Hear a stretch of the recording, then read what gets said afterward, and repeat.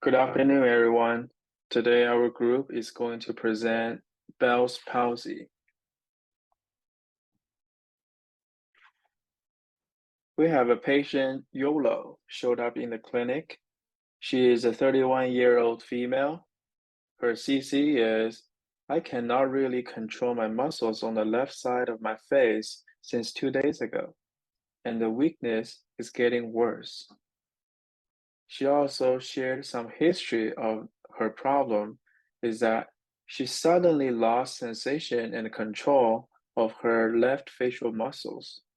She felt pain and discomfort on the left side of her face, and today she starts to experience drooling and tearing. Some past medical history includes high blood pressure, HSV, uncontrolled dental caries lesion, and asthma. Highlights in the family and social history are she has a family history of hypertension.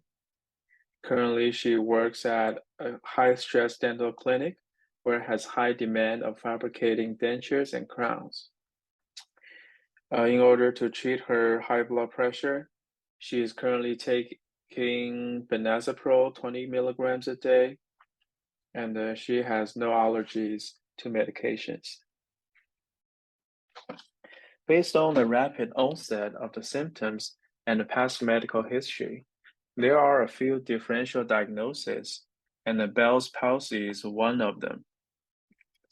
While there can be a number of causes of facial weakness or paralysis, the cause of Bell's palsy is unknown, and the diagnosis is made by ruling out other potential conditions that can cause similar symptoms, and to determine the extent of nerve involvement or damage, like Lyme disease, trauma, tumor, or other conditions.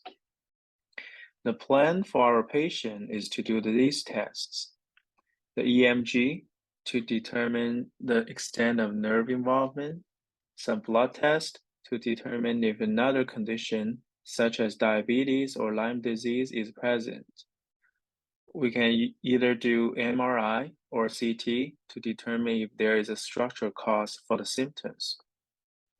In addition, tests must be performed to rule out the presence of a stroke or tumor that may cause the symptoms similar to Bell's palsy.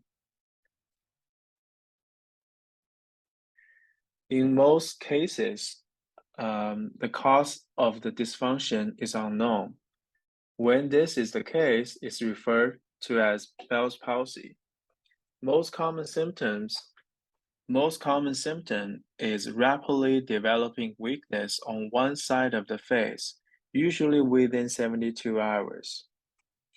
The other symptoms are drooping of the eyelid, drooping of one side of the mouth, drooling, and the inability to completely close the eye, excessive tearing and the pain in the eye, facial pain, loss of taste, hypersensitivity to sound on the affected side, and other symptoms depending on the case. Bell's palsy can cause negative oral health effects.